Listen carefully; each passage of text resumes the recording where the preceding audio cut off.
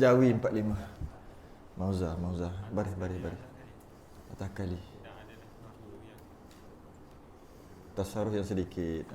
Berubah sikit. Allah.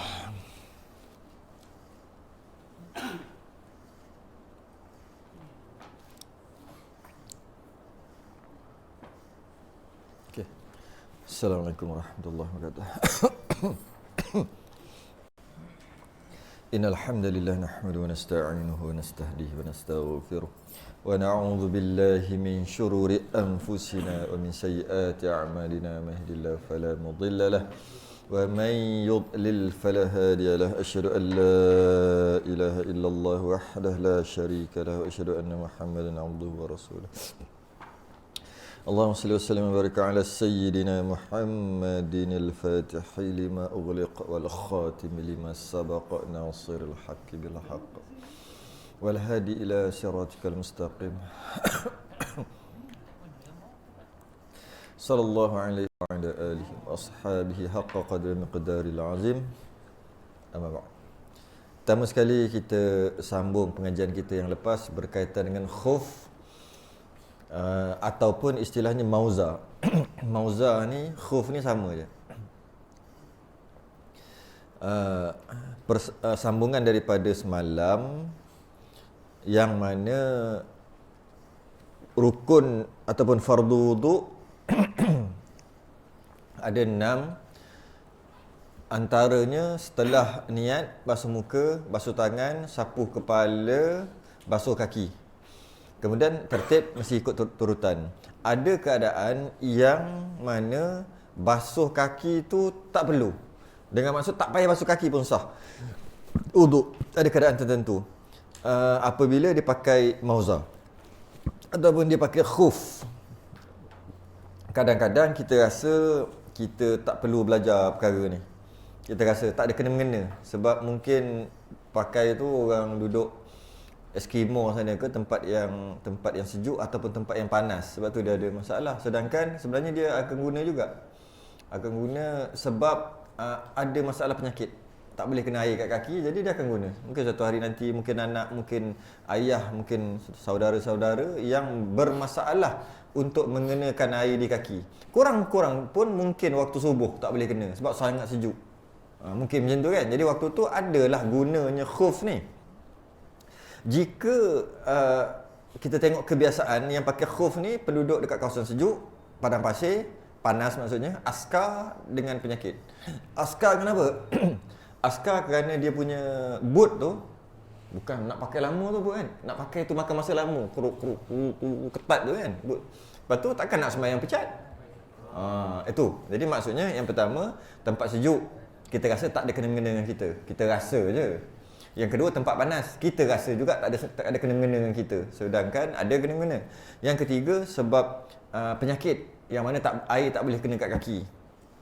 Yang keempat, askar ataupun apa sahaja seumpama. Mungkin kita berkebun, kalau lah kot, yang pakai jenis tu lah, iaitu pakai satu pakaian, satu kasut yang sangat susah untuk dipakai. Kalau dibuang, nak pakai balik tu sangat susah. Biasanya askar lah. Okay. Adalah guna juga. Bukan semata-mata panas dan sejuk. Dan katakanlah sejuk pun tidak, panas pun tidak, askar pun tidak, penyakit pun tidak, tak payah belajar ke? Tak juga.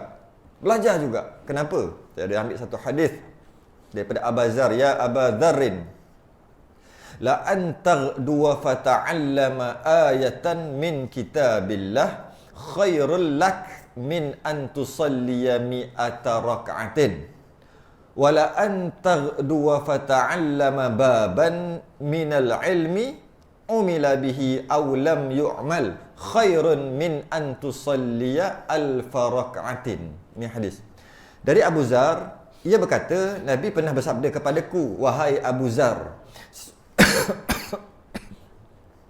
sesungguhnya kamu pergi untuk mempelajari satu daripada ayat Quran. Okey. Lebih baik daripada kamu solat 100 rakaat. Okay. Itu lebih baik bagimu daripada kamu solat 100 rakaat. Mempelajari satu daripada ayat Quran. Belajar baca macam mana, makhraj macam mana, belajar ayat Quran lah. Lebih baik dari 100 rakaat solat sunat. Dan sesungguhnya kamu pergi untuk mempelajari satu bab ilmu pula. Yang tadi belajar baca semua tu, tajwid, makhraj semua. Ini belajar ilmu, maksudnya yang ada dalam tu, belajar ilmu. Baik diamalkan ataupun tidak ilmu yang dia belajar tu lebih baik bagimu daripada solat 1000 rakaat. Nak cerita fadilat. Kerana itulah orang ni bila lepas belajar, dia belajar balik benda yang dah belajar. Dia kata daripada aku sembahyang sunat kat luar, baca Quran kat luar, baik aku masuk sini. Dia kata masuk apa? Masuk belajar. Kerana masuk belajar tu walaupun amal ke tak amal ke dapat 1000 rakaat. Kalau aku sembahyang baru berapa? Tarawih 20 kali 3 600 lah 8 lagi. Itu kalau 20 kali 30 baru 600. Sembanglah 600 tu. Tapi 8 lagi, 8 kali 30 baru 240 rakaat. Yang kata tu kalau komplit biasanya 15 hari je. Tolak lagi. Jadi nampak tak? Orang dah lah malas. Dia patutnya kena cekedik lah. Tak pemalas kan? Kena cekedik lah. Iman lemah nak buat macam mana? Kena cekedik lah. Jangan lemah. Tak, cekedik. Maksudnya apa? Cari amalan yang buat sikit pahala banyak. Itu orang cekedik. Pemalas yang cekedik. Pemalas yang tak cekedik, terus tak buat, tak peduli apa. Rasa nak buat, dia buat. Rasa tak nak buat, dia tak buat. Itu pemalas yang tak cekedik. Pemalas yang cekedik, dia akan cari, aku malas ni. Dia cari yang besar-besar fadilat. Jadi daripada dia sibuk baca Quran, dia sibuk sembahyang sunat, lebih baik dia masuk dalam satu majlis ilmu, dia belajar contohnya bab khuf. Sedangkan dia kata mungkin dia takkan guna khuf ni sampai kiamat, sampai dia mati. Jadi buat apa? Baik baca Quran. Silap besar. Baik silap besar. Kerana ilmu tu fadilat. Jadi kerana itulah hari tu saya keluar daripada pondok setelah 10 tahun, pergi balik pondok tu. Kawan yang belajar sekali tu belajar balik. Bukan belajar balik, ada lagi. Kata lah. Dia kata dia terus duduk ni pondok, duduk sebelah pondok, beli rumah kat situ, terus duduk situ. Tiap-tiap hari mengaji. Mengaji kata apa? Musolli. Dia fikir, kau ni kenapa? Tahun 89 dia mengaji musolli, Muniatul Musolli. Kemudian kami ulang 3 kali Muniatul Musolli. Tahun 99 keluar daripada Kelantan. 98 keluar daripada Kelantan. Setelah 2008 jumpa balik, musolli lagi. Dah itu 3 kali, entah daripada 10 tahun tu berapa puluh kali lagi. Dia kata setiap kali dia ulang dapat benda baru, poin baru. Dan dia kata setiap kali dia belajar tu nak dapat tu lah. Aku pemalas dia kata. Nak tahajud memang tak. Bijak juga kata. Bijak lah tu namanya. Bijak mencari peluang. Bijak mencari peluang. Jadi sama juga, ada orang, dia dah pergi haji. Dia dah pergi haji, bila dia dah pergi haji, sebelum pergi haji, dia masuk apa kursus tu lah, yang 12 kali ke 15 kali tu masuk. Jadi bila dah pergi haji, dah terangkat dah kewajipan tu, dia takkan pergi haji lagi sebab dah tak ada duit dah. Dan dia pun memang tak nak pun, tak larat dah pun. Kemudian ada, apa nama ni, pelajaran, ada kursus, ada kuliah tentang haji. Baik aku baca Quran kat luar, baik aku sembahyang, baik aku balik, dia kata, rugi. Sedangkan kalau dia duduk juga, walaupun dia tak nak diamalkan, lebih 1000 rakaat solat sunat. Tu je nak beritahu. Patutnya belajarlah haji. Kan dah pergi haji. Kan dah tak nak pergi dah haji. Belajar juga. Masuk juga yang 12 kali, yang 15 kali. Nah, tu nak beritahu fadilat. Kadang-kadang orang kata, aku dah tahu dah. Belajar buat untuk je, dah tahu dah. Tapi tengok sikit macam mana. Kadang-kadang memang betul dah tahu. Tapi dah tahu pun 1000 rakaat solat sunat. Tu yang nak. Tu dari segi fadilah. Jadi kalau kita nak faham kat situ, lepas belajar lagi. Jadi mungkin kita rasa khuf ni tak guna, sebab saya dah bagi tahu awal-awal. Kerana sebenarnya guna bila sakit. Jadi itulah, kalau sebelum ni mungkin tak tahu, mungkin ingat tak guna. Sebenarnya sakit dia akan guna. Okey, yang pertama, khuf ni adalah khususiah untuk Nabi, untuk umat Nabi. Dia macam ni, dia ada syariat syariat terdahulu. Dia macam ni tau. Kita faham, kebanyakan kita faham Nabi dan Rasul ni macam ni yang kita faham. Kita faham Nabi dia diutuskan tapi tak wajib menyampaikan kan. Macam tu kan. Rasul dia diutuskan untuk menyampaikan. Okey. Pendapat muktamad, Ahli Sunnah wal Jamaah, pendapat muktamad bukan macam tu. Itu pendapat dhaif. Nabi dan Rasul dua-dua menyampaikan, wajib menyampaikan. Itu pendapat muktamad. Okey, bezanya Nabi dia menyampaikan pertama akidah memang tu daripada sejak Nabi Adam sampai kiamat. Mengesakan Allah, jangan mensyirik. Itu memang sama. Semua Nabi sama. Semua Rasul sama. Selesai. Habis Nabi buat apa? Nabi menyampaikan. Dia sampaikan apa? Syariat. Syariat lah. Dia menyampaikan syariat. Jika Nabi dia sampaikan syariat Rasul yang sebelum. Jadi Rasul, Nabi itu maksudnya bertahun-tahun lah tu. Nabi 500 tahun, Nabi Rasul. Nabi yang kita wajib tahu 25 tu lah. Setengah ulama mengatakan 313. Setengah ulama kata jangan cakap 313. Jika kita kata 313, 314 Rasul. Jika ada 315, seolah-olah kita menidakkan yang itu. Baik cakap banyak mana. Aku beriman dengan semua Rasul-Rasul. Cuma yang wajib 25 tahu. Kan? Nabi 124000. Maksudnya 124,000. Jangan cakap macam tu, Nabi. Habis banyak mana ada Nabi, semua aku beriman. Berapa banyak sekalipun. Setengah ulama kata jangan tetap. Jika kita kata 124,000, kalau 125,000, seolah-olah kita menidakkan lagi 1,000. Seolah-olah je. Okay. Jadi, Rasul bila dia diutuskan, dia akan bawa syariat baru. Nabi diutuskan, dia tak bawa syariat baru. Dia menyampaikan syariat yang sebelum. Beza Nabi dan Rasul, persamaan Nabi dan Rasul, dua-dua menyampaikan. Bezanya Nabi sampaikan syariat sebelum, Rasul menyampaikan syariat baru. Antara kenapa syariat baru? Antara keadaan. Antaranya kerana keadaan. Nabi Adam dulu kahwin adik-beradik boleh.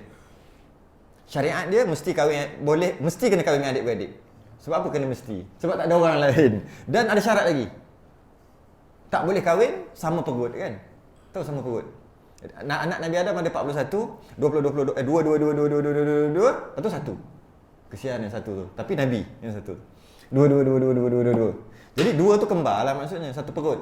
1 perempuan, 1 lelaki. 1 perempuan, 1 lelaki. Kembar lelaki perempuan. Haram kahwin 1 perut. Itu maksudnya. Jadi ni kena kahwin dengan perut lain. Memang perut tu juga lain, kandungan yang lain. Itu yang jadi pembunuhan Iklimah, Habil, Qabil dan sebagainya lah. Tu cerita sirah lah. Jadi sehinggalah Nabi Nuh dibatalkan syariat tu. Tak boleh dah kahwin adik-beradik. Kena kahwin 2 pupu kan? Sepupu 2 pupu macam tu lah pula. Dan seterusnya lah. Dan zaman masuk sampai Nabi Musa, kena najis dekat baju, kena potong, tak boleh basuh. Kena potong. Buat tatu, kena ambil hiris. Tu zaman Nabi Musa punya syariat. Ni cerita syariat ni. Kita tak apa dan sebagainya. Banyaklah kelebihan kita. Zaman Nabi Musa, nak semayang mesti pergi masjid.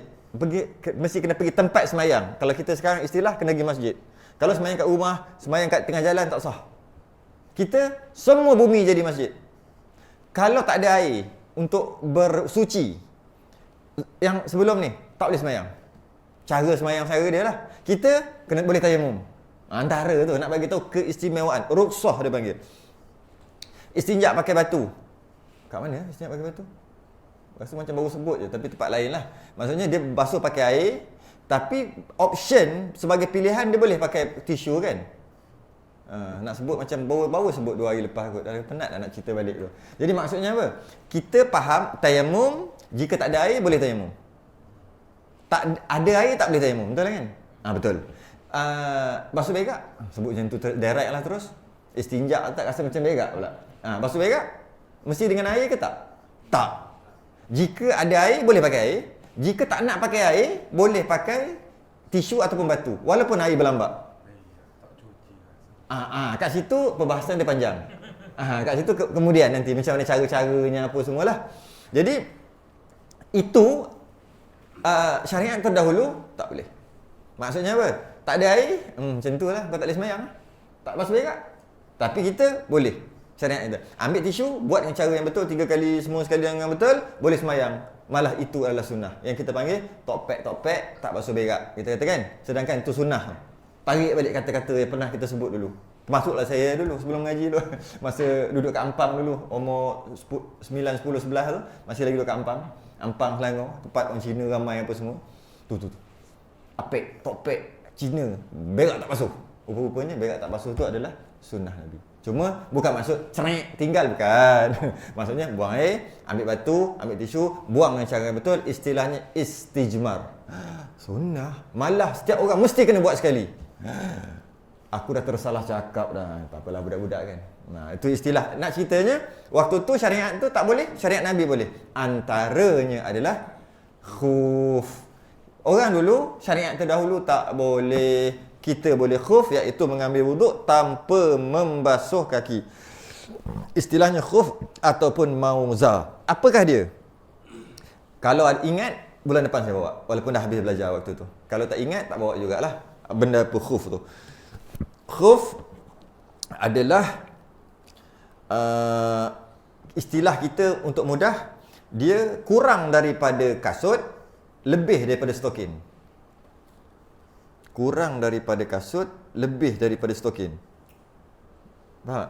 Kalau nak kata kasut, terlalu complicated kasut tu. Ada tapak, ada tu, ada ni, macam-macam lah kan. Keras. Stokin, lembik langsung. Jadi dia tengah-tengah. Serat air tak Ustaz? Tak serat air. Syarat nama khuf mestilah tidak serap air. Nak tunjuk ni. Nak Google sendiri sebenarnya. Ni. Syarat khuf pada mazhab Syafi'i. Ya Allah. Ini orang baru cakap. Tapi kecil juga. Ni. Siapa ada yang PDF punya, boleh tengok terus. Saya buat dah. Ni. Khuf. Okay. Google aja. Sekarang zaman Google. Khuf, mauza, keluar habis. Dia syarat pada mazhab Syafi'i, dia tak serap air. Pada mazhab Hanafi, serat air pun tak apa. Okey, jadi kalau geng-geng Pakistan buat, jangan kata engkau ni nampak jubah berlegit, janggut panjang tapi jahil. Jangan, sabar dulu. Tu mazhab Hanafi. Jangan cepat sangat. Jangan cepat sangat. Mazhab Syafi'i betul. Seolah-olah kalau kita ambil khuf tu, kita buah air kat dalam, dia tak keluar air. Kecuali dia hanya keluar itulah nak sebut ni. Kecuali dia hanya keluar dekat zip, jahitan, zip ataupun jahitan. Jadi dia nak jahit kat tepi-tepi tu kadang-kadang pakai benang. Okey. Kadang-kadang dia tak ada zip, dia pakai macam kasut sekolah tu, yang tu. Apa nama tu? Tali tu Tali yang macam kasut sekolah kan ada tali tu dia pakai macam tu. Tempat zip tu. Kadang-kadang zip. Okey. Kadang-kadang langsung tak ada. Maksudnya dia terus. Perak sama juga. Perak tu. Okey. Dan satu lagi yang pakai juga, mungkin dia pakai gam untuk dilekatkan bawah tu, macam tu dia pakai gam, mungkin juga pakai jahitan. Pakai benang. Okey, jika air keluar dekat kawasan tu, dimaafkan. Tapi keluar mesti sikit. Kan kita bubuh dia akan meleleh. Itu okey. Okey. Jadi secara umum khuf tak telap dia panggil. Tak telap air. Secara umum. Tapi sebenarnya dia keluar juga di dekat jahitan kat situ. Dan keharusan menggunakan khuf ni kita dah sebut semalam dah, ayat Quran, ya ayyuhallazina amanu idza kuntum ila shalah faghsilu wujuhakum wa aydiyakum ilal marafiq wamsahu bi ru'usikum wa arjulakum ilal ka'bain, yang mana ini ayat wuduk. Wahai orang beriman, nak solat basuh muka, tangan, kepala, kaki. Bila kita tengok pula pada baris yang agak silap diletakkan seolah-olah silap, biru'usikum dah betul, wa arjulakum adalah baris yang salah, lam tu sepatut baris bawah, wa arjulikum tapi baris atas juga. Dalam salah satu qiraat juga ada baris bawah. Jadi oleh kerana itu ulama kaji akhir sekali ni wa arjulakum kembali kepada fausilu, tapi asalnya boleh juga wa arjulikum apabila dengan maksud sapuh, apabila pakai khuf. Yang tu tak faham tak apa. Jadi adapun orang yang memakai mauza, dua mauza sehari semalam bagi orang yang mukim, atau 3 hari 3 malam bagi orang yang musafir, safar qasar. Nampak tak? Maka tiadalah wajib baginya membasuhkan dua kakinya, hanya harus baginya membasuh. Nak basuh boleh basuh. Jadi tak ada point lah. Tak pakai khuf, lepas tu basuh atas tu. Tak point lah. Apa ni kau buat macam tu? Baik kau buka terus je. Kan? Tu kata harus membasuh. Jadi dalam masalah ni, yang pertama ada beberapa perkataan yang perlu dijelaskan. Yang pertama, masalah maksud mukim.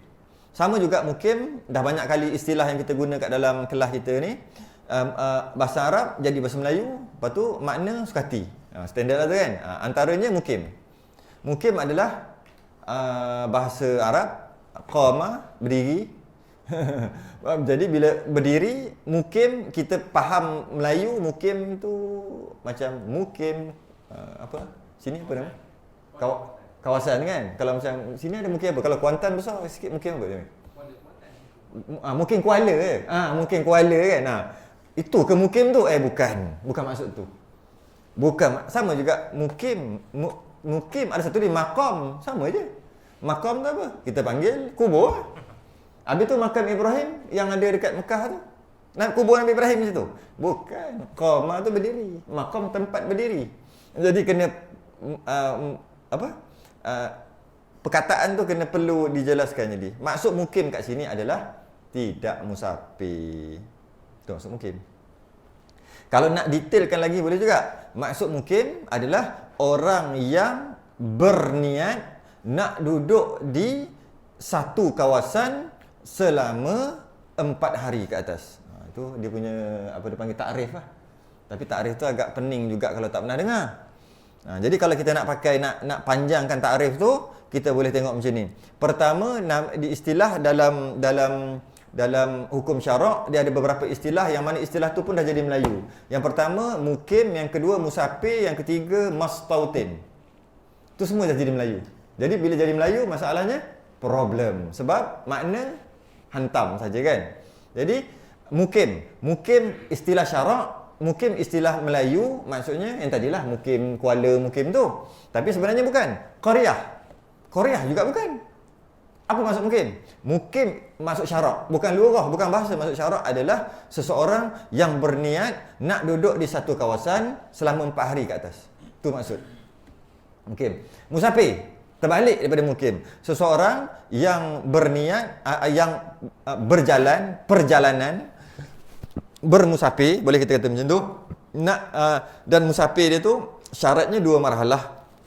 Dan dia jika dia berhenti, dia berniat nak duduk kawasan tu, nak duduk di tempat tu tak lebih 3 hari, tak termasuk hari pergi dan lagi balik. Tu jadi panjang, jadi apa benda pula. Akhir sekali cerita pasal benda tu. Tu saya nak buat sekadar sekali lalu. Musafir adalah seseorang yang keluar daripada kampung halaman tempat dia ni, berpergian, bermusafir, dan dia nak pergi tu tempat tu lebih 2 marhalah, dan dia nak berniat je nak duduk di situ tak lebih 4 hari. Duduk di destinasi, dia niat. Dia bukan pergi baru niat nak duduk di situ tak lebih 4 hari, ataupun kita boleh sebut ni 3 hari. 4 hari 3 hari tak lebih 4 hari lah. Tak termasuk hari sampai dan hari keluar. Penat lah sikit tu, panjang kat tu. Kalau kena ada basic sikit baru boleh faham. Kalau tidak, benda ni. Jadi orang salah faham, dia ingat kalau orang tu musafir, jika kata masalah jamak qasar, jika dia kata aku nak duduk seminggu dekat Kuantan, kat Kuantan apa? Nak pergi KL lah, kat KL. Nak duduk seminggu ni. Jadi dia pun musafir, dia pun jamak lah qasar dalam perjalanan itu. Okeylah. Lepas tu sampai dia buat 3 hari. Salah. Sebab apa? Dia dah salah mentakrifkan maksud musafir itu dan masuk untuk jamak qasar. Sedangkan bila dia sampai sebab dia kata dia niat nak duduk di situ 7 hari. Bila niat nak duduk 7 hari, bila sampai namanya mukim. Tu penting mukim tu, takrif mukim. Jadi bukannya boleh buat jamak 3 hari, lepas tu 4 hari lagi tak boleh lah. Bukan. Sampai dah tak boleh lah. Kerana sampai statusnya mukim. Jamak dan qasar hanya boleh bagi orang yang musafir statusnya. Itu bahas panjang balik dalam masalah jamak qasar. Yang ketiga mastautin. Ada 3 lah. Pertama mukim, dia berniat nak duduk ke situ 4 hari ke atas. Kalau nak duduk 20 tahun, mukim. Nak duduk 4 hari, mukim. Nak duduk 50 tahun, mukim. Nak datang kerja kat situ, umur 65 nak balik. Dia datang kerja umur 15. 50 tahun kerja situ, mukim. Nak duduk situ 4 hari, mukim. 4 hari dengan 50 tahun, sama. Janji 4 hari ke atas, istilahnya mukim. Okey. Kalau kurang dari 4 hari nak singgah tu namanya musafir, ataupun kita boleh kata musafir singgah. Tu. Satu lagi mustautin. Dia memang tak komplit pun bahas ni, tapi nanti jadi bab lain kan. Tak komplit lagi ni. Mustautin. Bermustautin adalah seseorang yang berniat nak duduk di situ sampai mati. Ataupun tak niat apa-apa. Tak niat nak pindah. Itu mustautin. Dan mustautin ni yang boleh kira 40 sembahyang Jumaat. Jangan sedap sangat kadang-kadang. Dia banyak orang kerja kat situ. Dan kerja pula dah 40 tahun kerja kat situ. Tapi dia semua tu berniat pencen nanti nak balik kampung. Yang ada betul-betul nak mati kat situ atau berniat tak nak pindah dah ataupun blur, maksudnya tak ada fikir pun pasal pindah, itu boleh kira 40. Cuma 20 orang sembahyang Jumaat tak sah mazhab Syafi'i. Mazhab lain 4 orang pun, mazhab Hanafi 4 orang pun sah dah. Bolehlah selesaikan masalah khilaf kat situ. Cuma mazhab Syafi'i tak sah. Walaupun datang sembahyang berapa ribu. Ya Allah, ramainya masjid ni 10,000 datang sembahyang. Collection 45,000 sekali Jumaat. Tapi yang nak mati kat situ 20 orang. Tak sah semua Jumaat. Sembahyang yang boleh kira sekurang-kurang tu 40. Mungkin wajib sembahyang Jumaat, tapi tak boleh kira 40. Mustautin. Tak ada orang pun nak mati kat situ. Nak mati kat situ. Dia duduk, dia naik bas. Dia putus cinta. Aku naik bas, beli tiket mana-mana. Johor pun Johor lah. Beli tiket, naik bas. Turun-turun. Kat mana ni? Muar ke mana? Muar lah. Putus cinta. Keluarga tak ada, sebatang kera. Duduk. Rasa tempat ni okey kot, nampak ramai orang Melayu apa semua okey kot. Duduk 2-3 hari bawah jambatan. Tak adalah duduk kat masjid 3 hari. Aku rasa aku nak duduk sini sampai mati. Boleh kira 40 dah. Okey, kita ambil lagi contoh lebih ekstrim. Aku nak pergi satu tempat, sampai-sampai aku nak duduk situ sebab aku tak ada kerja, tak ada apa, nak buat hidup baru kat situ. Dia pergi naik motor, ikut tayar pusing sampai mati. Mati. Okey, aku nak duduk sini sampai mati. Sebab dia duit ada balance, dia nak mulakan hidup baru. Dah mustautin, walaupun duduk baru 1 saat. Dah boleh kira 40. Yang orang ni dah 40 tahun dah duduk kat situ. Tapi dia niat umur 55 pencen nanti nak balik kampung. Tetap tak boleh kira 40 tu. Itu mazhab Syafi'i. Walaupun macam tu dia ada khilaf lagi. Yang mana mustautin ni dia mesti duduk dalam 2 musim dan sebagainya. Itu kena panjang lagi. Dia kena duduk 2 musim. 6 bulan baru boleh. Baru dinamakan mustautin. Kalau tidak, tak, masih lagi mukim. Itu juga bahas lain. Cuma nak bincang kat sini, bagi orang yang mukim, maksudnya orang yang berniat nak duduk di situ 4 hari ke atas. Jadi orang mungkin kat sini ada orang Kelantan. Mungkin kat sini ada orang luar lah, orang luar lah. Yang mana dia kata dia kerja je kat sini. Lepas ni, tu tanah ada, tanah pusaka. Nak duduk situ. Kat mana kita kata Temeloh. Temeloh 100 tak? 100. Itu yang penting tu. Nak duduk Temeloh. Nak balik-balik. Sekarang ni dia dah pindah di sini semata-mata kerja. Dan dia dah kerja pun 30 tahun. Tetap juga namanya mukim. Ni mukim tu masuk mukim tu. Habis sikit kat situ. Atau 3 hari 3 malam bagi orang musafir. Itu maksud dia. Yang kata apa? Dia dalam permusafiran, dia nak pergi ke satu tempat, niatnya lebih 2 marhalah. Walaupun tak sampai 2 marhalah lagi, dia dah boleh kan? Samalah jamak qasar kan? Dia sama je. Dia nak pergi ke Temerloh daripada sini lebih 100 km, lebih 2 marhalah. Jadi dia keluar je kat simpang tu, dia dah boleh jamak qasar kat situ dah. Walaupun tak sampai lagi. Walaupun mana baru sampai situ. Tiba-tiba dia sembahyang jamak qasar, Zuhur dengan Asar, jamak takdim siap-siap, dapat call. Anak dia kata, "Ayah, balik ya, sekarang ni tak boleh. Ada sakit perut lah, apalah ni, itulah, itu ada masalah." Patah balik. Tak payah nak sembahyang Asar. Sembahyang Asar dia dah sah. Dia membatalkan dia punya tu sebab ada problem, dia pusing balik. Sampai pukul 2 baru. Dah Zuhur Asar dah settle lah. Dia pun settle lah masalah dia. Macam tu tak jadilah pergi. Tak jadilah pergi tu. Asar-asar tak payah sembahyang lah. Sebab sah dah. Maksudnya, bila dia status musafir je, dah boleh lah. Rukhsah tu dah dapat. Tu point dia kat situ. Sama juga dalam masalah ni. Jika dia tu musafir, tak semestinya tunggu sampai 2 marhalah. Tak payah. Jika dia keluar pada qaryah dia, dah boleh dah dapat rukhsah ni. Ni tu apa? Tak masuk lagi. Ni tu tak masuk lagi apa benda tu. Bagi orang musafir, safar qasar. Bila dia sebut safar qasar, kebetulan siapa yang ada maghrib tadi lebih faham lah. Siapa tak ada maghrib tadi, tak faham lah sikit. Maghrib tadi kita bincang pasal apa? Safar pendek. Musafir pendek. Musafir pendek yang mana dibenarkan untuk sembahyang sunat atas kenderaan tanpa menghadap kiblat. Itu bincang kat sinilah apa maghrib tadi. Jadi itu safar pendek yang keluar pada qaryah aja, rukhsah yang dia dapat adalah sembahyang sunat tanpa menghadap kiblat sah. Tapi dia sebut kat sini safar qasar. Bila nak qasar, dia mesti 2 marhalah lebih. Kalau jamak tak semestinya, kadang-kadang sebab hujan, jamak takdim boleh. Itu bahas lain. Bila dia sebut safar qasar dengan maksud mesti yang 2 marhalah. Ingat 2 marhalah. Maka tiadalah wajib baginya membasuhkan 2 kaki itu, hanya harus membasuhkannya. Jadi jika dia pakai khuf, dia pakai khuf cara ni dulu. Secara inilah bawah tu bawah dia detail kan. Dia pakai khuf, lepas dia pakai khuf, dia sekarang ni status apa? Mukim.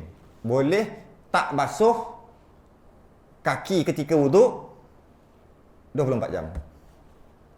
Secara umum dulu. Okey. Jika masih dia pakai tu, dia status apa? Musafir. Dia boleh ambil wuduk tanpa basuh kaki 3 hari 3 malam. Dia sebenarnya tak tepat kalau sebut 3 hari 3 malam. Paling cantik sebut jam. 24 kali 3 72 jam. Itu lagi cantik. Kalau tadi dia mukim, tak cantik kalau sebut sehari malam sebab dia boleh dipertikaikan. Sebut terus 24 jam. Jadi tepat saat. Bermula bila? Bermula nanti dulu. Nak kira tu, bermula tu nanti dulu. Okey. Kira teruslah. Bermula batal wuduk. Okey, saya sebut secara sekali lalu. Caranya pertama, khuf tu dengan cukup syarat yang kita akan bincang nanti. Dia pun ambil wuduk. Bila dia dah ada wuduk dia dah terangkat. Hadas dia dah terangkat. Hadas kecil dia dah terangkat. Bila macam tu, mana dia tak berhadas lah. Okay. Dia pun pakai khuf. Pakai. Adakah setelah dia pakai tu kira bermula situ? Bukan. Dia kira bila dia batal wuduk. Katalah dia pakai pukul 2, dia kentut pukul 4 petang. Dia pakai 2 petang. Dia ambil wuduk pukul 1. Kemudian dia ambil, lepas tu dia semayang dulu ke, tak pakai lagi. Kemudian pukul 2 dia pakai. Tak batal lagi lah wuduk ni. Jadi masa memakai tu mesti kena ada wuduk. Memakai khuf tu. Okay. Dia pakai. Bila dia pakai, pukul 3. Tak batal lagi. Pukul 4. Kentut. Sentuh suami isteri. Sentuh ni lah. Kulit. Poinnya batal lah. Buang air kecil. Batal wuduk. Bermula pukul 4. Kena kira sampai esok pukul 4 petang esok. Bukan kira daripada start pakai. Kira daripada batal. Okey. Jika dia musafir, sama juga. Bermula 4 sampai 4 esok, 4 sampai 4 lusa, 4 sampai tu. Jadi jika dalam kes tadi pukul 4, 4:30 dia nak sembahyang asar. Ambil air, saja ambil wuduk macam biasa je. Basuh tangan macam biasa. Kepala, kaki, ambil air. Tut. Sekurang-kurang. Celup air mutlak. Sekurang-kurang. Macam tu je. Kalau dia pakai boot yang askar tu, macam mana nak sapu? Kan ada celah-celah lubang tu. Dia ambil satu sudut sikit, setengah sudut tu bang. Pup, dah kena, nampak dah kena. Settle. Takkan nak sapu tu susah juga. Kau mana? Sebab askar tu besar dia punya tu. Dia ada lubang-lubang. Pandai-pandai lah nak cari. Kat mana nak sapu? Dia sapu. Tu secara ringkas lah. Sapu sebelah tu tu. Dua-dua. Tu pun tak masuk lagi. Okey, jadi sedikit nak terpaksa bincang pasal disebut kat sini 3 hari 3 malam bagi orang yang musafir safar qasar. Jadi kena bincang secara ringkas berkaitan dengan musafir. Memang tak boleh nak komplit, kalau tidak jadi bab lain. Musafir yang dibenarkan rukhsah, dibenarkan ambil apa-apa kemudahan daripada permusafiran dia, sama ada jamak qasar, sama ada masalah tayammum, bila-bila bincang, masalah sapu khuf jadi 3 hari itu, okey. Mestilah pertama musafir dia lebih 2 marhalah niatnya. Yang kedua dia kena ada destinasi. Ini cerita lain sebenarnya ni. Ini cerita pasal musafir. Nak tak nak termasuk juga sikit. Jika dia tak ada destinasi, tak boleh. Macam mana dia tak ada destinasi? Dia bergaduh dengan bini, start kereta, bawa minyak mana penuh? Yalah. 1000 km pun tak boleh jamak qasar. Tak boleh. Dia kena ada destinasi. Sampailah 1500 km berhenti, bawa minyak. aku nak pergi Johor Bahru lah. Tengok-tengok daripada situ ke Johor Bahru 50 km. Tak boleh. Walaupun rumah dia 1,500 dia dah pusing lah. Bila dia niat bermula situ, bukan balik rumah dia. Itu maksudnya. Dia kena ada destinasi. Dia tak boleh pergi ikut, dia tak boleh. Itu dari segi jamak qasar. Point dia bukan jamak qasar. Point dia ruqsah. Jadi sama juga. Jika dia tak tahu bawa aja, dia pun pakai khuf tadi. Boleh 3 hari 3 malam. Tak boleh. Hanya sehari semalam juga boleh. Sebab apa? Musafir kau tak ada destinasi. Dia kena selit juga bab tu. Yang itu itu pertama 2 marhalah, yang kedua ada destinasi, yang ketiga bukan tujuan haram ataupun maksiat. Yang mana dia musafir tu bukan tujuan maksiat. Musafir nak merompak. Musafir nak merompak waktu sembahyang jamak qasar. Katalah sembahyang tak tinggal. Katalah dia tak boleh jamak qasar. Sebab tujuan musafir nak merompak bank. Walaupun 2 marhalah tak boleh. Dia ada satu lagi, dia panggil bis safar dia panggil. Musafir untuk buat maksiat. Ada satu lagi, fis safar, iaitu dia buat maksiat di dalam perjalanan tapi dia bukan niat nak buat tu. Dia pergi musafir, tujuan baik, nak pergi ziarah. Mana bolehlah jamak qasar. Tengah-tengah jalan ada fanfare. Dia masuk fanfare, okey lagi masuk fanfare, apa masalah? Pan ada yang bulat-bulat tu, dia ting ting ting. Tu main judi. Dia buat maksiat lah tu. Adakah boleh dia jamak qasar? Boleh. Sebab tujuan dia bukan nak main tu. Tujuan dia nak pergi ziarah. Tapi di tengah perjalanan buat maksiat, tak kisahlah buat maksiat, main perempuan ke apa, tak kisahlah apa-apa. Boleh. Tapi tujuan dia awal-awal lagi nak jumpa awek, nak masuk hotel dan sebagainya, awal-awal lagi tak boleh jamak qasar. Dia panggil bis safar dengan fis safar. Jadi kita bukan cerita jamak qasar. Samalah masalah khuf. Jika tujuan dia nak pergi merompak, perjalanan dia tu sampai-sampai tak boleh 3 hari 3 malam. Dalam masalah sapuh tadi. Boleh sehari je. Tapi nak merompak pun sapuh khuf juga ke? Katakanlah buat masalah. Biasa orang macam tu tak sembahyang. Hukum tetap hukum. Itu 3 lah. Dalam ni kita akan detailkan masa jamak dan qasar pada muka surat 130. Sekarang dah 44, 45 pun dah rasa 4 bulan. Tengok, kiralah sendiri bila. Jadi okay. Jika dia musafir tu dia musafir, maka dia dibenarkan untuk sapu 3 hari 3 malam. Okey, 72 jam. Entah macam mana dia sampai ke tempat dia balik mukim, sampai ke rumah dia balik baru 2 hari. 2 hari dah sampai. Adakah boleh kali hari ketiga? Dia sama je masalah jamak qasar. Tak boleh, samalah, kiaslah. Jamak qasar boleh ke? Dia kan 3 hari, nak niat 3 hari, dia boleh 3 hari jamak qasar. Tapi 2 hari je dia patah balik rumah. Boleh tak hari ketiga? Tak boleh. Samalah macam tu. Okey. Dan harus barang yang disebutkan dia oleh Syekh dengan katanya. Maka Syekh ni Syekh Daud Fatani ni. Maka jika ada ia memakai 2 mauza, maksudnya khuf tu dengan segala syaratnya, iaitu 5 perkara. Yang pertama, iaitu adalah memakainya kemudian daripada sempurna suci daripada 2 hadas. Ini sebut tadi. Jadi dia nak pakai tu dia mesti suci daripada hadas kecil dan hadas besar. Masa pakai tu. Okey, itu syarat pertama. Jika dia berhadas kecil, dia pakai. Dia berhadas kecil, dia pakai.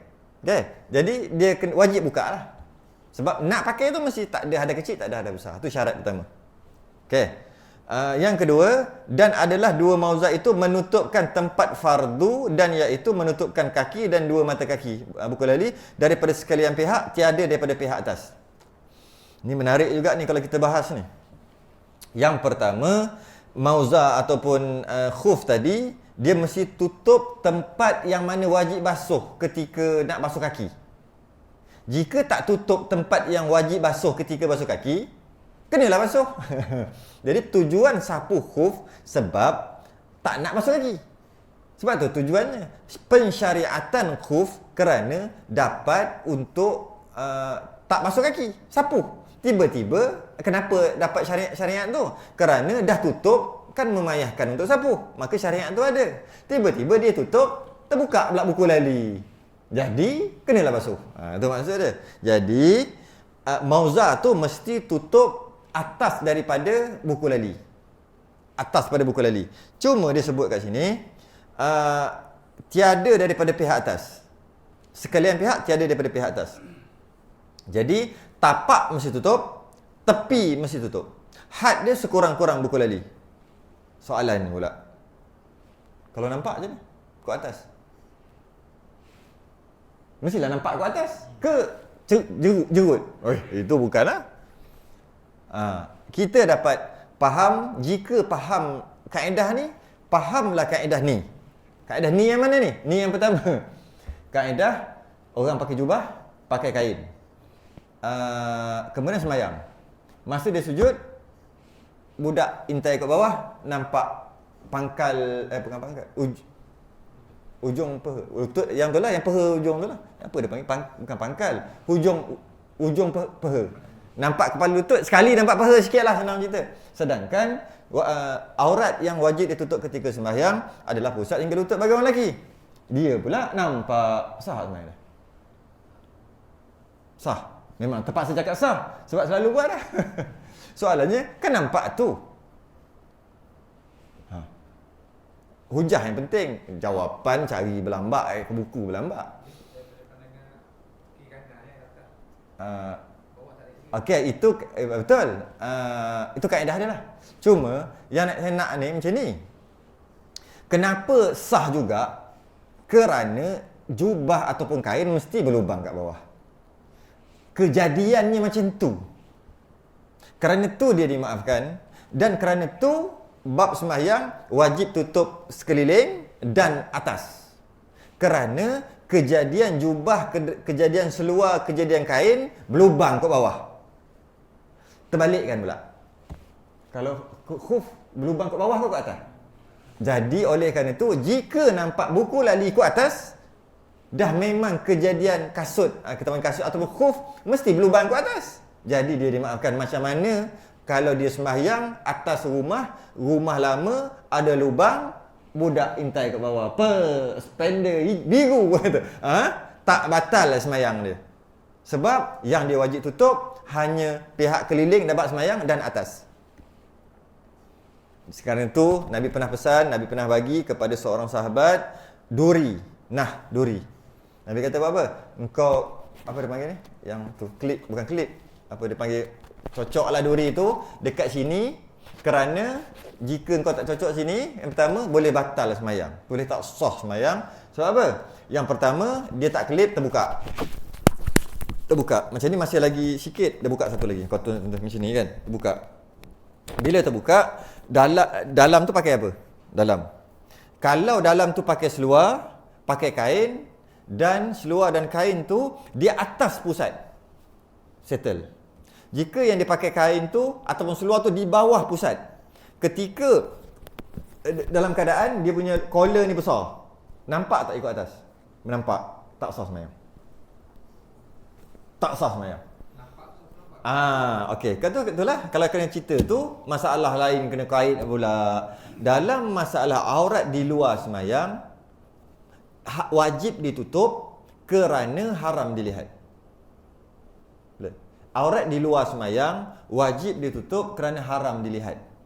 Jika tak dilihat, boleh dibuka. Walaupun dalam kampung, walaupun sambil-sambil naik motor, pakai spender je. Tak haram kerana kampung tu semua dia beli. Dia seorang je ada. Faham tak? Jadi yang nak keluar kena tutup aurat, kena pakai tudung orang perempuan tu, kenapa? Haram dilihat. Satu. Jika dia keluar tanpa dilihat orang, walaupun mendedahkan, tak berdosa. Contohnya dia pakai baju orang perempuan, baju sampai atas, terdedah bahunya, tapi jenis pakaian kan makin sekarang kan makin lama kan pakaian makin pelik. Kata dia naik pakaian tu sampai tinggi sini. Macam tu. Ke telinga dia punya baju berlubang. Yang hanya boleh nampak burung yang orang naik helikopter je. Itu pun kena pakai teropong. Okey. Dia keluar, pergi situ, pergi sini. Tak haram walaupun dia dedah. Kerana masalah di luar sembahyang, masalah haram dilihat, sebab tu wajib ditutup. Sekarang ni walaupun terdedah, orang tak tengok, orang kena macam tu. Jadi orang dia pula tinggi, memang orang tak boleh tengok. Tak ada masalah walaupun dia dedah bahu dia. Okey, itu masalah aurat di luar sembahyang. Dalam sembahyang dia tak ada kena-mengena dengan orang tengok. Janji ianya terdedah, batal. Jadi bila terbuka memang nampak. Sebab dalam masalah sembahyang wajib tutup aurat kerana wajib tutup aurat. Dalam masalah aurat di luar semayang, wajib tutup aurat kerana haram dilihat. Itu je beza dia. Kalau jika jika dalam semayang wajib tutup aurat kerana haram dilihat juga, jika dia bolehlah semayang dalam gelap. Tutup gelap, telanjang. Sebab masalah dalam semayang wajib ditutup aurat kerana haram dilihat. Sekarang tak ada orang lihat, bolehlah semayang telanjang? Tak boleh kan?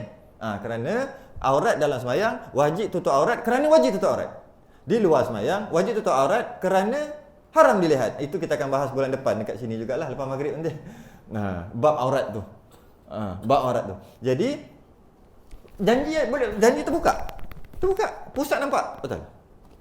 Dulu ada orang kampung awak, saya duduk di ada satu, pernah selalu pergi pantai Sabak dekat Kalian Cepa, ada satu nama pantai Sabak. Haji tak? Sekarang dah terhakis dah pantai tu.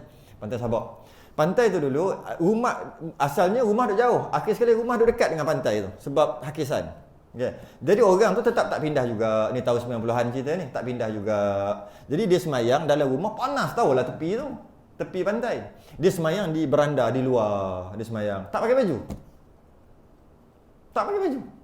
Tak pakai kepiah. Mula-mula dia pakai kepiah. Kepiah lembek. Kepiah macam tu. Kepiah lembek tu. Bukan kepiah sekarang ni keras. Kepiah lembek. Jadi dia semayang. Sebelum dia semayang, dia ambil kepiah, dia selit kat belakang. Ni. Celah punggung. Celah punggung. Kita, kutuk masa budak-budak. Baru belajar 2-3 tahun. Semua orang salah, kita je betul. Apa pakcik ni? Dah tak pakai baju. Kepiah orang pakai dekat kepala, dia selit kat celah jubur. Kata macam tu. Lepas tu dengarlah kat tok guru. Malam tu kena belasah dengan tok guru dalam kuliah. Dia kata apa? Itulah orang mengaji. Tak habis mengaji, dia kata. Asal pula dia gemuk badan. Bila gemuk, isi banyak. Bila isi banyak, dekat tulang belakang ni akan tenggelam bila dia pakai kain. Isi dia akan kup macam tu. Isi dia akan macam ni. Kat tengah tu ada lubang. Jika dia kuat kat sini, bila banyak isi, jadi macam tu. Dia tengah-tengah ada lubang. Jika kalau tengok ke atas, kalau suluh lampu, memang nampak. Jadi dia ambil kepiah dia yang lembek tu, dia selit. Sebab apa? Ngaji punya orang. Jika dia tak selit, tak sah sembahyang. Itu lagi-lagilah. Itu lagi-lagilah tak sah. Pakai baju senteng, masa sujud kan nampak tu tarik. Nyampah betul tengok. Tapi memang awal-awal itu tak payah cerita lah. Memang tak sah dah. Itu yang sebut sama juga dalam maghrib tadi. Kami dulu bila belajar aurat pusat sampai lutut, kami balik ada sahabat tu dia garis dengan maka. Sebab kita dekat pondok jarang mandi wajib. Budak-budak lagi. Tapi memanglah ada tapi jarang. Jadi dia letak maka yang boleh padam. Kenapa? Bila tok guru ajar, tok guru kata apa? Aurat pusat sampai lutut. Ketika semayang ni. Jadi depan kita senang sebab tengok dapat pusat. Belakang mana kita ada pusat? Dah tak ada line pula tu. Jadi dia garis. Dia garis. Dia tahu kawasan mana. Dia marking dulu siap-siap. Dia garis bagi straight. Dia suruh kawan lah. Garis straight. Kami yang cerdik sikit. Kami tak buat macam tu. Kami ambil kuku ni. Masa kuku panjang kuku macam ni. Ke sini tarik. Bagi merah. Tarik daripada ni. Tarik bagi merah. Ni masing-masing style masing-masing. Tak mesti buat. Tarik bagi merah. Jadi sakit. Dia akan pedih. Dalam otak dah ada set dah. Kat sini pedih. Esok tu hilang lah. Garis macam mana sangat macam ni je. Pedih lah sikit. Dah set dalam otak kat situ. Bila semayang, kadang-kadang tak pakai baju, kadang-kadang pakai baju pendek. Bila selak, kita ingat, sakit aku kat situ. Maknanya dah terdedah, batal lah semayang aku. Itu tujuannya. Sebab kita tak tahu kat belakang kita ni belah mana dia punya tu. Tapi sekarang pakai jubah, settle lah sebenarnya. Pakai baju, settle. Ni yang tu lah. Jadi nak kena tanda tu. Nak kena tahu kat mana kawasan. Jadi dia pula dah lah pakai baju kecil senteng. Lepas tu seluar pula memang bawah pusat. Jarang dulu ialah cikgu dulu pakai atas pusat kan. Cikgu dulu. Sekarang semua bawah dia ni dekat tulang ni, dia sangkut kat tulang ni. Memang batal terus sebenarnya. Batal terus. Sujud perut tarik. Dah lah gerakan tu silap-silap lebih 3 gerakan. Memang batal. Jadi kat situ bila sejuk aja kita terus teringat. Aku pernah sakit dulu kat sini yang aku garu tu, yang aku tarik tu, sakit kat sini. Ini dah termasuk apa pusat dah ni, bawah pusat ni. Kita tahu. Betul. Itu bagi benda-benda tak cerdik macam tu lah. Sepatutnya tak adalah masalah tu. Kau nak menghadap Allah pakailah jubah, pakai elok-elok, pakai baju elok-elok. Ni cerita kalau. Jadi tak sah. Betul kena pesan lah. Kena pesan dekat anak-anak apa. Jangan pakai baju pendek. Kalau tidak nak sembahyang payah. Dia kena pakai apa? Dia panggil tali pinggang, tarik sampai atas, kuat-kuat. Tarik sampai ke atas ni sungguh. Macam orang dulu tu kan. Dah bawah senting pula jadi. Gantung. Kena jaga. Jadi dalam masalah mauzah ni, walaupun nampak ikut atas, tak ada masalah. Macam mana kita semayang boleh nampak ikut bawah. Jika ada lubang ikut bawah, tak ada masalah. Kerana dalam masalah semayang wajib tutup sekeliling dan atas. Dalam masalah mauzah terbalik, wajib tutup bawah dan tepi. Dalam semayang wajib tutup tepi, sekeliling. Kalau ada lubang kat sini kat paha, batal. Ya, dan atas. Dalam sebab apa macam tu? Kejadian baju adalah macam tu. Dan masalah mauzah, masalah khuf, wajib tutup bawah dan keliling. Atas tak wajib. Sebab apa? Kejadian dia memang macam tu. Tak ada yang tutup rapat macam tu. Kejadiannya. Terus. Jadi okey habis. Dan itu yang kedua. Jadi kalau nampak ikut atas tak ada masalah dengan syarat buku lali buku lali tahap tu buku lali. Tengok pada tepi tak nampak buku lali. Tengok pada atas nampak buku lali. Dan biasa khuf dia akan lebih banyak lagi berapa inci ke atas. Walaupun lebih banyak tetap nampak juga buku lali. Tetap juga dimaafkan macam mana semayang tadi. Dan adalah dua mauzah tu syarat kedua. Syarat ketiga adalah dua mauzah itu suci keduanya. Maksud suci ada dua. Yang pertama suci daripada najis yang terpercik kencing dah tak buka, mestilah kencing tak buka. Kalau buka tak ada point lah cerita sekarang ni. Jadi tak buka, mengecik satu. Yang kedua najis kata tai ayam ke tai ini juga sama satu problemnya lah. Jadi jika ada najis automatik kalau boleh basuh ke atas boleh basuh tak apa, sambung je lah. Jika dah tak boleh basuh dia wajib buang. Sebab macam mana dah susah, mungkin masuk kot celah dalam tu. Celah kot dalam ni najis tu, tak boleh nak basuh penuh aje. Itu terpaksa. Jadi suci daripada najis, maksud suci adalah dua mauzah tu suci ada dua. Pertama suci daripada najis yang luar datang. Yang kedua, yang kedua ni yang panjang sikit. Suci lah kalau kata dia buat kulit, dia buat daripada kulit. Kulit tu ada dua jenis. Pertama ori, yang kedua tiruan. Kulit. Sintetik. Yes, sintetik. Dia buat maksudnya tak kisahlah kulit plastik, PVC ke apa buatlah. Yang penting dia punya rupa tu, dia punya sifat dia tu sama macam kulit betul. Cuma pastinya panas, berpeluh tu cerita lain lah. Okay. Jika dia pakai sintetik, settle. Sintetik dibuat daripada bahan kimia campur plastik apa, tak ada masalah, settle. Tak mungkin ada najis. Takkan dia nak buat kulit sintetik tu botai ayam buat dalam tu. Jadi settle masalah. Okay. Yang masalahnya jika buat daripada kulit ori. Bila kulit ori, dia ada beberapa syarat. Antaranya dia kulit tu mestilah disamak. Yang macam mana pun kalau kadang-kadang kita boleh salah faham, samak kita kata bila kena najis. Sebenarnya saya cakap dah 14,000 kali dah sebenarnya. Sebab tu yang penat sikit nak cakap bab samak ni. Samak yang orang salah faham, dia kata samak kena anjing dengan babi. Jadi kena basuh dengan air tanah 7 kali, salah satu air tanah 7 kali basuh. Itu dipanggil samak. Sedangkan yang maksud sebenar adalah itu bukan samak. Itu namanya sertu ataupun itu namanya basuh dengan air tanah. Oh, kena anjing, kena babi, basuh dengan air tanah. Bukannya samak. Tapi kita nak guna samak tak kisah. Janji buat betul. Kita cakap samak, bahasa salah. Tapi kita buat basuh dengan air tanah, settle. Yang penting bukan bahasa, buat tu. Jadi bila disebut samak tadi, maksud samak yang sebenar adalah proses penyucian kulit daripada kulit tu bangkai najis kepada suci. Tu maksud samak. Tu maksud samak. Jadi macam mana pula ni? Macam ni. Jika lembu kambing tu disembelih, dia adalah suci, dagingnya adalah suci, kulitnya juga adalah suci, boleh nak makan sekali dengan bulu-bulu sekalipun jika nak boleh makan. Sebab dah sembelih tuan dia. Okey. Jika kambing dan lembu dan sebagainya lah yang boleh makan tu tak disembelih, semua jadi bangkai, kulit termasuk kulit dia jadi bangkai ataupun jadi najis sebab tak sembelih tuan dia. Okey. Bila jadi macam tu satu. Bila jadi najis, Macam mana nak buat isi tu ataupun daging dia tu macam mana kalau nak boleh makan juga? Tu soalan tu. Tu soalan. Mati kena langgar, mati tak sempat sembelih. Okey. Matilah kambing, matilah lembu. Macam mana nak makan juga daging dia? Tu soalan tu. Tu bukan. Memang kata tahu tak boleh makan kan? Tahu kan? Macam mana nak makan juga? Sama dah mana. Tak boleh makan sampai kiamat, tak boleh makan. Tak boleh makan daging dia tu. Tak boleh saja je nak tanya, tak boleh makan. Jadi kulit dia jika disembelih, kulit dia boleh pakai.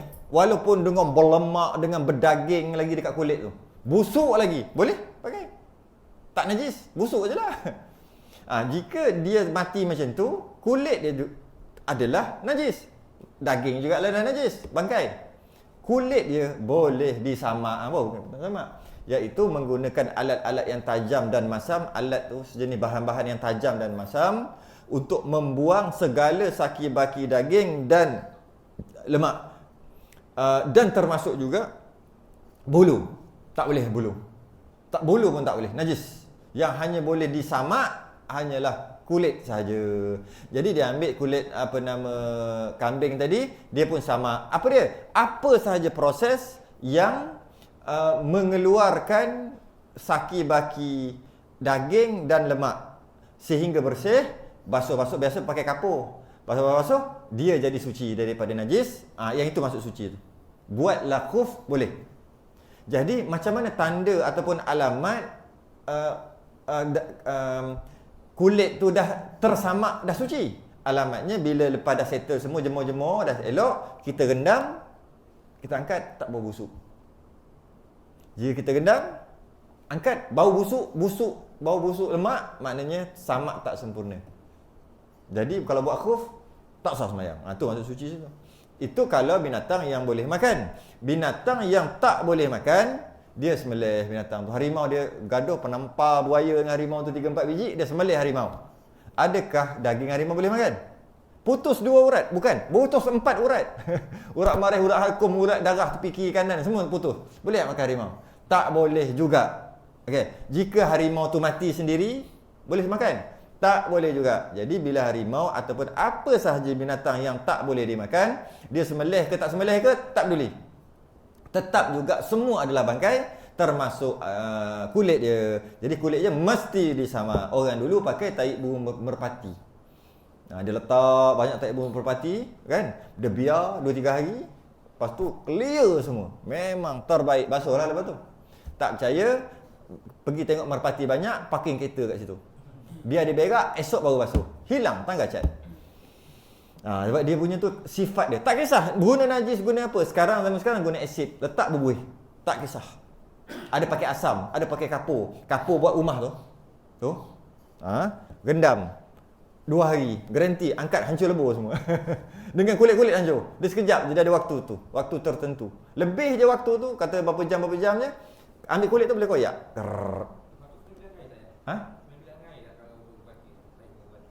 Wajib bilang air. Itu sebab najis, sebab lain pula. Jadi maksudnya najis boleh menyucikan najis. Iaitu tai burung merpati boleh menyucikan najis bangkai kulit tadi. Jadi dia pun buatlah khuf. Selesai. Itu secara ringkas kita akan masuk dalam bab tu juga nanti. Jadi maksud najis yang ketiga adalah suci daripada najis yang datang tai air kencing daripada luar. Yang kedua daripada pembuatan khuf tu sendiri mestilah suci daripada najis dengan maksud dah disamak. Dan ada ataupun tak samak pun tak apa, dengan syarat tuan dia disembelih. Samalah. Dia busuk dia punya khuf. Kerana apa? Kerana dia samak lebih kurang, dia buang lebih kurang, ada lemak-lemak lagi. Jika rendam, busuk jadi. Maknanya penyucian dia tidak sempurna. Tapi tuan dia, kambing ke rusa tadi tu, dia dah sembelih, boleh pakai. Cuma busuk, dari segi nak sembahyang makruh, orang sembahyang wangi itu cerita lain lah. Tapi sah sembahyang, walaupun busuk, walaupun ada berlemak lagi, sah sembahyang. Dan yang keempat, dan ada keduanya itu menegahkan masuk air kepada kaki daripada tempat yang lain daripada tempat penjahitnya jika dituangkan air atasnya. Itulah. Masuk, ambil air, masuk, tutup semua, masuk. Mesti tak keluar air. Kalau tak keluar air, komplit, terbaiknya. Itu mahal tu 100 lebih. Masuk. Dia keluar ikut celah-celah zip, celah-celah penjahit. Itu RM50 punya, confirm. Okey, yang itu boleh. Maksudnya tak ada hal. Sebab memang tempat keluar air. Macam mana? Okey. Macam mana pun mazhab Hanafi tak syarat. Dia kata stokin pun nak ada laku. Pakai stokin, sapu je tu. Itu mazhab Hanafi, mazhab Syafi'i tak boleh. Dan yang kelima pula. Dan adalah keduanya itu teguh. Teguh tu kuat. Sekira dapat diturut-turutkan berjalan atasnya dengan ketiadaan berkasut kerana berulang-ulang pada menghasilkan segala hajat yang berkendak kepadanya yang ghalib pada masa sehari semalam bagi orang mukim atau 3 hari 3 malam bagi orang musafir. Dan jikalau yang memakai itu dia itu muq'adun sekalipun. Jadi khuf tu dia mesti buat daripada bahan material yang kukuh. Jika dia tu kulit memang kukuh lah. Jika dia tu sintetik mesti kukuh. Kalau dia buat khuf, pijak 30 kali, jalan 30 langkah, pecah. Tak boleh. Dia mesti boleh guna sehari semalam. Maksud kalau pergi jalan, macam biasa orang buat apa? Adakah orang jalan 24 jam? Tak ada. Kalau duduk rumah, mukim, ada tak orang jalan 24 jam? Tak ada. Kadang-kadang jalan, kadang-kadang berhenti. Kadar tu, jika dia pakai, elok. Tak pecah. Baru boleh. Kalau dia nak musafir, mesti 3 hari tu tak pecah.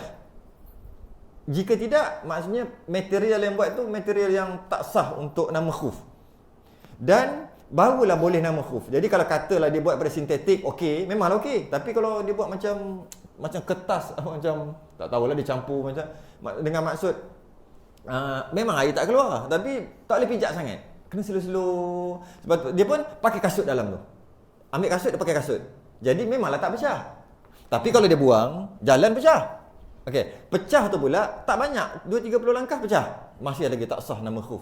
Walaupun disarung dengan kasut. Memang tak ada masalah sarung dengan kasut, boleh. Maksudnya material je mesti kuat, tahan sehari semalam jika mukim, 3 hari 3 malam jika musafir. Dan jika orang yang nak pakai itu tempang sekalipun, dengan maksud tak boleh jalan. Kaki dia sebelah pendek, dia jalan pakai tongkat. Memang kaki dia sebelah takkan kena pun lantai. Dia punya khuf mesti juga tahan. Walaupun tak pakai. Tu maksud tu. Muq'adun, ya orang yang tempang kakinya sekalipun. Tu maksud dia. Jadi maksudnya tak apa kau pakai sebab kau sakit. Kau terbaring aja. Jadi pakailah yang reput ni. Tak boleh. Maksudnya dia mesti kuat sehari semalam ataupun 3 hari 3 malam. Bahasa lain, tahan lasak. Okey, kita habiskan ni. Nak masuk tertib esok ni. Okey, dan membasuh itu terlebih afdal daripada menyapu, tetapi ada kalanya sunat menyapu itu apabila syak ia pada harusnya dan perasaan benci dan akan makannya atau kerana takut luput sembahyang jemaah. Okey. Yang ini kalau nak kira afdal, baik buka. Jika nak kira afdal, bukan capu. Sebab apa? Itu yang komplit. Itu afdal satu. Kadang-kadang jadi sunat. Apabila dia rasa aku sembahyang ni rasa macam tak sah je. Kenapa? Wuduk aku tak basuh kaki. Waktu tu sunat tak basuh kaki. Faham?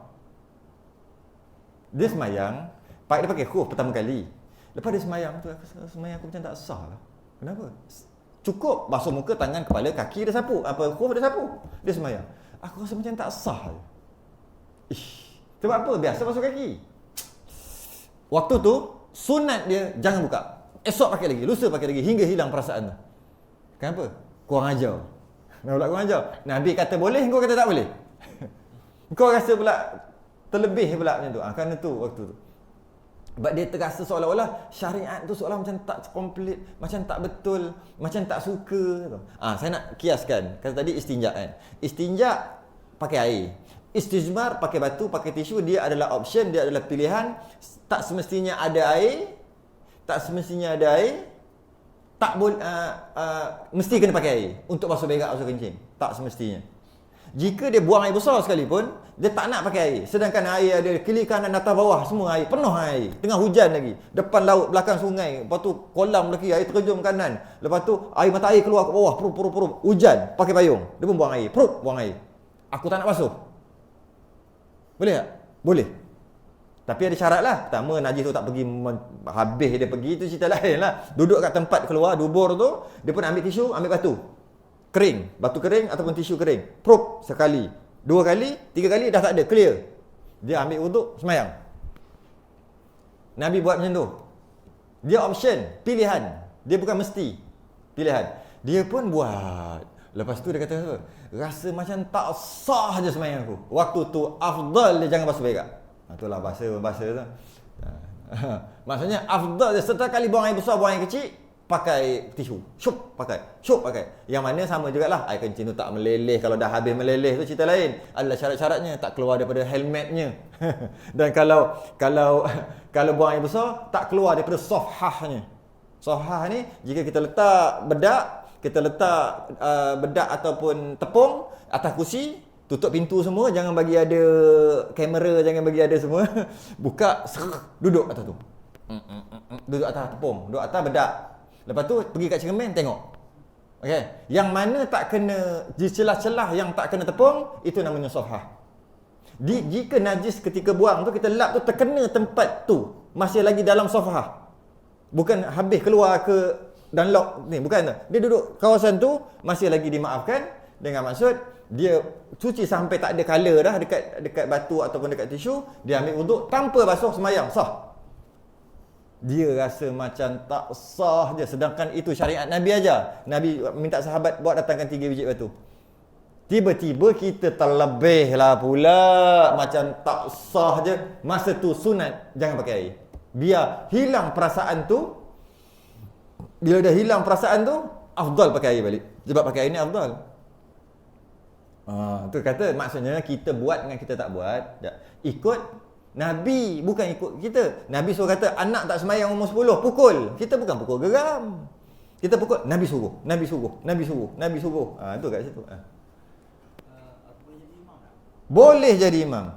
Kaedah masalah imam macam ni je, nak tahu boleh jadi. Dia ambil kaedah terus, lepas ni kias kat semua masalah. Lagi senang kan? Boleh jadi imam. Untuk jadi imam, semayang imam tu mestilah tak perlu diqada, tak perlu diulang.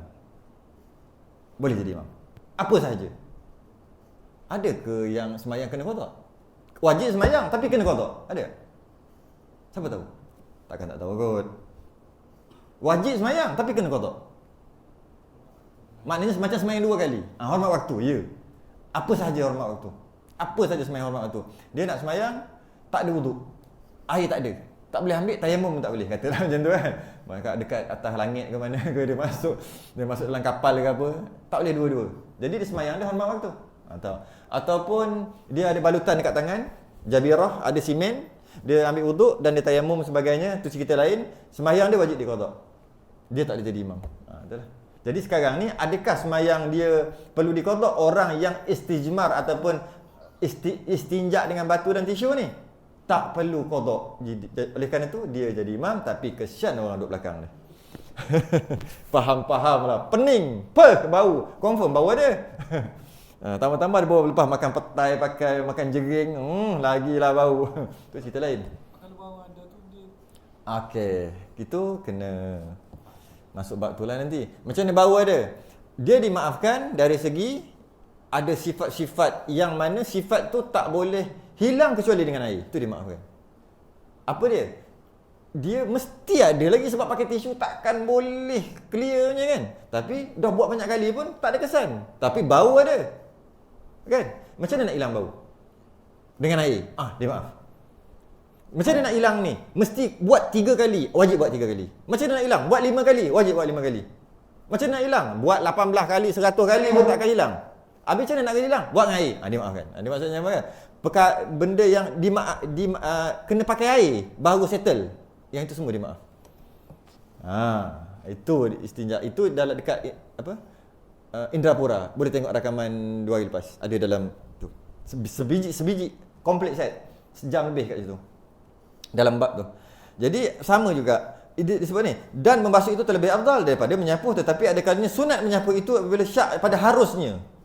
Maksudnya atau ada perasaan benci. Bukan dia kata benci, seolah-olah macam tak sah gitu. Nabi kata bila jatuhnya lalat, rendam. Kita kata gelinya, buang lalat tu minum. Jangan minum lalat tu. Ada orang buang lalat pun tuang air. Baik tak payah dia kata. Nabi suruh selam. Bila ada lalat dia pun cerup. Lepas tu buang air. Baik tak payah. Okey, dia salah faham. Okey. Jadi dia rasa tak buang lalat minum. Buang pula minum. Akhir sekali dah tak ada perasaan tu. Barulah suka hati nak minum tak nak minum. Tak wajib. Bila ada perasaan benci, sunat, afdal. Dapat pahala dia minum air lalat. Minum. Ya. Sebab apa Nabi kata bila jatuhnya lalat dekat makanan, dekat minuman, sebelah sayapnya ada penawar, sebelah sayapnya ada racun, maka kau rendamlah. Penawarnya akan menghapuskan racun. Racun bukan racun mati, racun cerit-berit je pun. Jadi jadi dia akan elok. Nabi kata, dia akan neutral. Kita pula rasa virus, bakteria.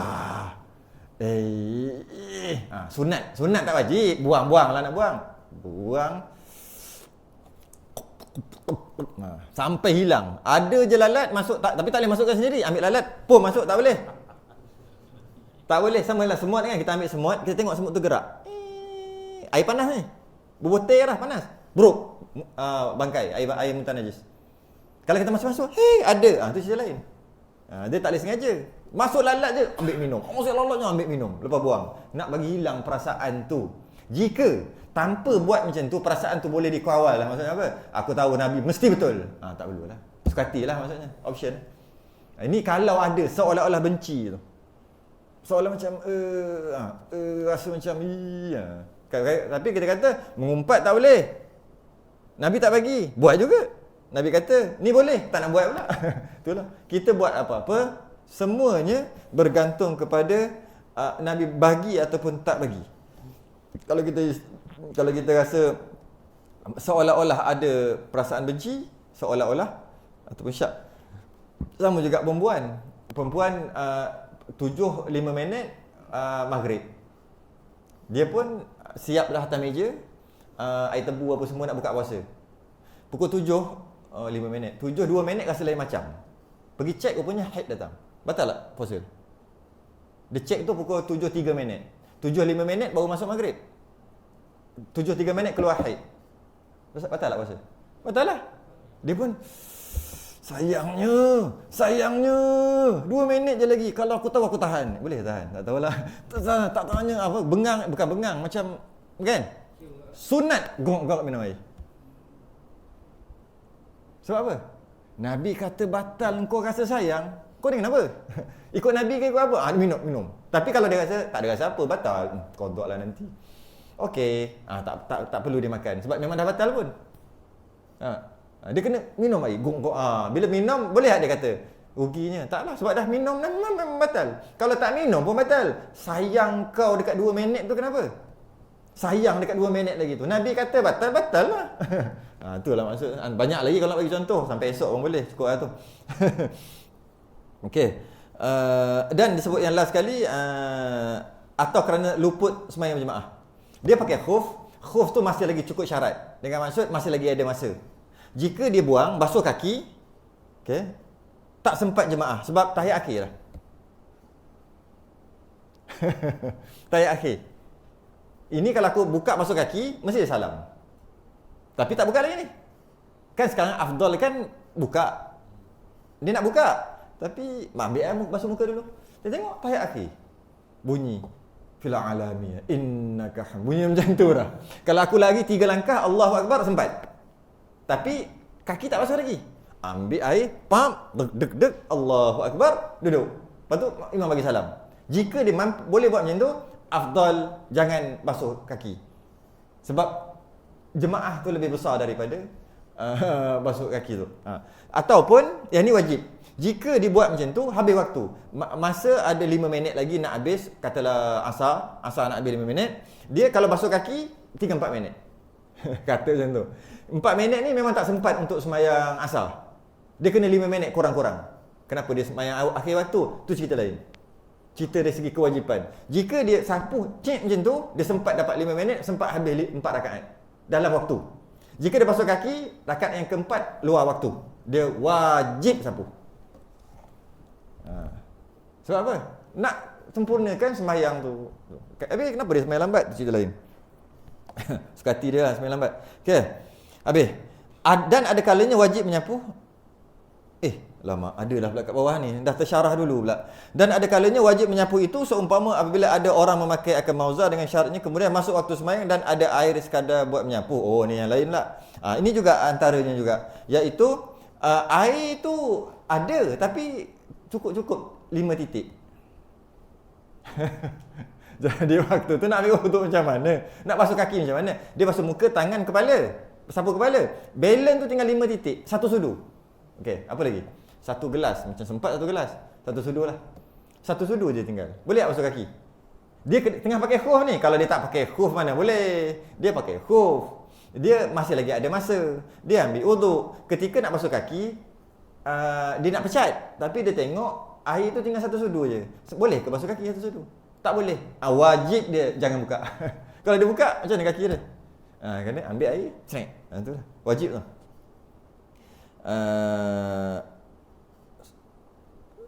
Dengan syaratnya kemudian masuk waktu. Okey.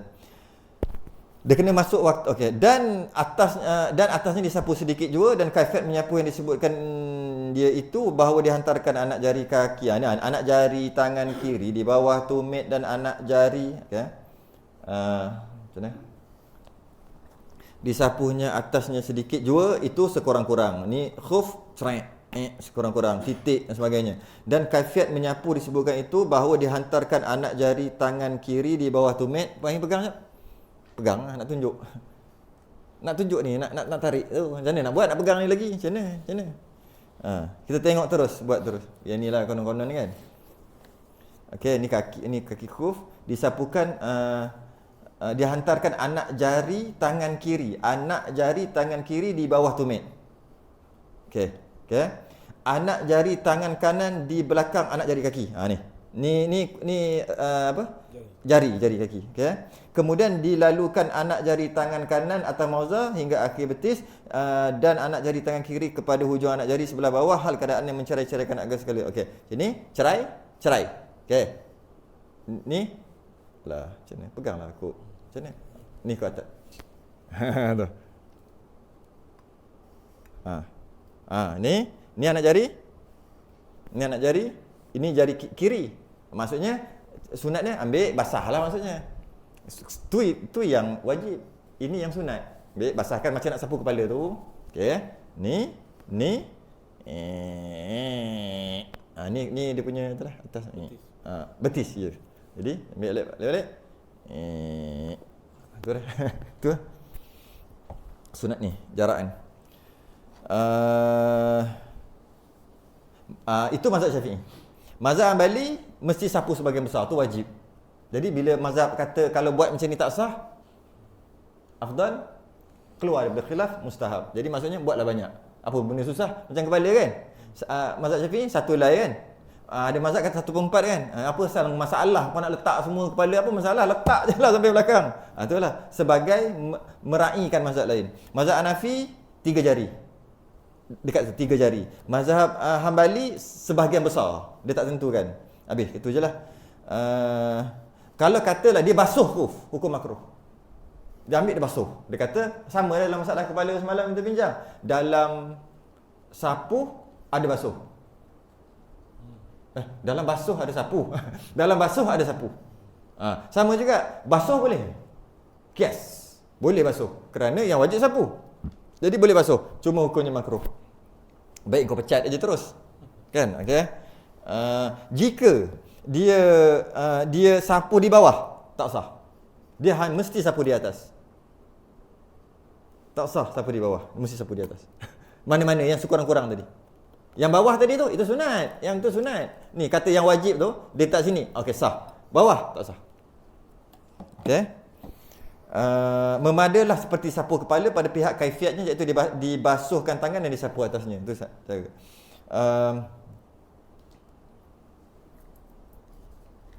Okey. Dalam masalah ni kata Sayyidina Ali, kalau ikut jika sekiranya agama itu boleh diputuskan dengan akal, niscaya menyapu di bawah khuf lebih logik, lebih baik bagi aku daripada menyapu di atasnya. Namun aku telah melihat Nabi SAW menyapu di atas 2 khuf. Nak beritahu Sayyidina Ali kata, kalau aku ni cerdik, kalau ikut kecerdikan aku, sapu bawah. Sebab bawah tu ada pijak-pijak kotor. Tapi Nabi tak sapu bawah, Nabi sapu atas. Jadi aku walaupun aku cerdik, Nabi lagi cerdik, aku sapu atas juga, kata Sayyidina Ali. Habis. Jadi dalam bab ni kita dapat fahami akidah guna akal. Fiqh tak boleh guna akal, tasawuf faham dengan hati. akidah, tauhid kena faham dengan akal. Allah mencipta kita. Apa bukti Allah terwujud? Alam ini kan semua pakai akal. Kita boleh melihat. Takkan Allah buta? Dia pencipta. Semua kan pakai akal. Nak memahami ma'rifatullah, mengenal Allah, mesti dengan akal. Sebab tu dia ada hukum akal, hukum adat tu. Kalau belajar tauhid, mesti ada hukum akal, hukum adat. Mesti ada. Kenapa? Nak faham tu, mesti kena guna akal. Tak boleh. Kau beriman dengan Allah. Ya, beriman lah. Sebab apa kau beriman dengan Allah? Apa bukti? Aku beriman, kau jangan cakap. Sebenarnya dia tak beriman lagi dengan Allah. Kenapa? Dia kata dia beriman dengan Allah, dia percaya Allah tu ada sebab dia takut kafir. Sedangkan kita wajib beriman, percaya dengan Allah, ada kena belajar cara untuk percaya pada Allah. Aku percaya. Percaya macam mana? Percaya? Iya. Percaya. Kau percaya Allah, percaya Rasul, semua percaya. Rupanya dia bukan percaya. Dia takut kafir. Lepas tu dia sebut macam tu. Sebab kalau tak percaya kafir. Sedangkan kita nak kenal Allah, kita kena belajar cara untuk kenal Allah. Jadi nak belajar kena guna akal. Tauhid guna akal. Fiqh tak boleh guna akal. Kentut kena basuh, nak semayang, kentut basuh muka, tangan, kepala, kaki. Patut basuh lah. Keluar tempat lain, basuh tempat lain, apa hal? Tak boleh guna akal. Sama juga, eloknya sapu bawah ha? Sebab bawah kotor, tak boleh guna akal. Semua tak boleh guna akal. Dalam masalah fiqh, sami'na wa ata'na, dengar je. Kenapa pula babi tak boleh makan? Kena guna akal. Kan ada teknologi membunuh kuman bla bla bla bla bla bla bla bla. Tak boleh guna akal. Apa lagi? Kenapa anjing tak boleh? Anjing Allah juga cipta. Tak boleh pegang. Kalau pegang, hukumnya haram. Pegang anjing hukum haram. Dengan tak ada sebab. Jika dia mu'allamah, dia bela anjing kerana nak menjaga tu boleh. Jika anjing comel tu masuk dalam longkang, dia nak keluarkan, nak selamatkan, boleh sebab ada sebab. Tapi saja-saja macam ni. Cocok pula. Au. Dia pun good boy. Tak apa, boleh basuh dengan air tanah. Haram. Logiknya apa hal pula makhluk Allah? Minum arak, mabuk haram. Tapi minum ni sikit tak mabuk, tak haram lah sepatutnya. Haram juga. Tak boleh fikir pakai otak. Tak boleh fikir pakai otak. Itu pekah. Follow saja. Tapi akidah kenal Allah, aku follow je. Mak aku kata Allah ada, aku pun kata tak sah iman. Tasawuf tak boleh fikir juga. Tak boleh follow saja tak boleh. Dia kena faham dengan hati. Yang itu kena ada khalifah tu. Bab tasawuf kena faham dengan hati. Bab tauhid kena faham dengan akal. Bab fiqh sami'na wa ata'na. Tu yang kita faham. Jadi sedikit lagi yang terakhir. Bila batal, macam mana batal? 3 perkara yang membatalkan khuf. Yang pertama, bila genap. Kalau mukim lebih 24 jam, musafir lebih 3 hari. Automatik batal sapuan. Okey? Bila batal sapuan, dia kena buka dalam keadaan dia ada wuduk. Okey, dia ada wuduk. Sapu, dia ada wuduk dan dia sapu. Kemudian tak batal wuduk dia, batal sapuan. Dengan maksud habis tamat tempoh. Sama ada 24 jam ataupun 72 jam tadi, dia tak perlu ambil wuduk lain. Dia cuma basuh kaki, pakai balik. Sebab dia memang kaki je tak basuh. Yang batal hanya sapuan. Jika ketika batal tu dia memang tak ada wuduk dah, memanglah kena buka, ambil semua sekali. Okey. Okey, jika dia was-was, kena ambil ihtiyat, berjaga-jaga. Dia kata, dah batal ke belum? Berapa 25, 4 jam, 23 jam. Batal terus.